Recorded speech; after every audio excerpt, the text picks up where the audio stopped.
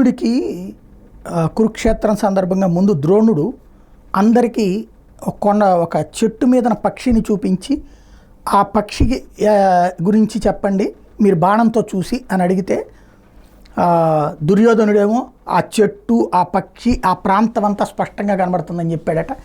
అదే సందర్భంలో కర్ణుడేమో ఆ చెట్టే కనబడుతుంది అన్నాడట. ఇదే కర్ణుడు అంట మన భీముడు ఇట్లాగ లెక్కంతా చెప్తా ఒకే ఒక్క వ్యక్తి అర్జునుడు మాత్రం నాకు పక్షి ఆ పక్షికి సంబంధించినటువంటి కనుగుడ్డు కనబడుతోంది అని చెప్పాడట. అంటే అతని కాన్సన్ట్రేషన్ అలాగుంది.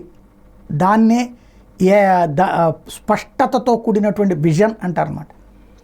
దాన్ని అందుకని అతనికి బాణ విద్య నేర్పుతారు ద్రోణాచార్యుడు. ఇదంతా ఇప్పుడు ఎందుకు చెప్పాల్సి వచ్చిందంటే ప్రస్తుతం షర్మిల యొక్క ఆలోచన ధోరణి తన టార్గెట్ ఏంటి అంటే జగన్మోహన్ రెడ్డి అంతం తన పంతం, రాజకీయ అంతం పూర్తయిపోయింది. టోటల్గా రాజకీయ సమాధి చేయాలి తన అన్నని అని భావిస్తుంది. అందుకే డైవర్షనల్ పాలిటిక్స్ అన్నటువంటి దానికి ఒకటి చంద్రబాబు గారికి ఫేవర్గా జగన్కి వ్యతిరేకంగా ఎప్పటికప్పుడు అడుగులు వేస్తుంది. ఒక్కొక్కటి చూడండి, మన తల్లికి వందనం గురించి అడిగితే నీ హయాంలో కొంతమందికి ఇవ్వలేదుగా, ఇద్దరికని చెప్పి నా చేతి చెప్పిచ్చావుగా అంది. ఆయన ఒకటన్నా ఇచ్చాడు, ఇప్పుడు అసలు ఏమి ఇవ్వని దాని గురించి మాట్లాడట్లా. ఈ ఏడాది అంతా ఇవ్వమని చెప్పినా కూడా మాట్లాడట్లా. అది ఆవిడ డైవర్షన్. దాన్ని అదే సందర్భంలో గొడ్లవల్లేరు ఇష్యూ రాగానే తను లైన్లోకి వస్తుంది, ఏ ప్రాబ్లం లేదు ఇది అని చెప్తుంది. ఇప్పుడు లేటెస్ట్గా వచ్చేటప్పటికి ఈ సంఘటన నేపథ్యంలోనూ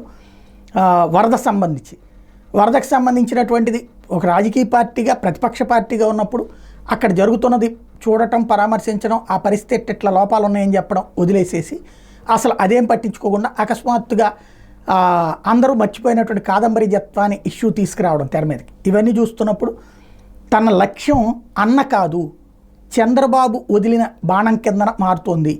అన్న వదిలిన బాణం ఇప్పుడు బాబు రక్షణ కవచంగా మారుతోంది అన్నటువంటి విషయం అయితే స్పష్టంగా కనబడుతుంది.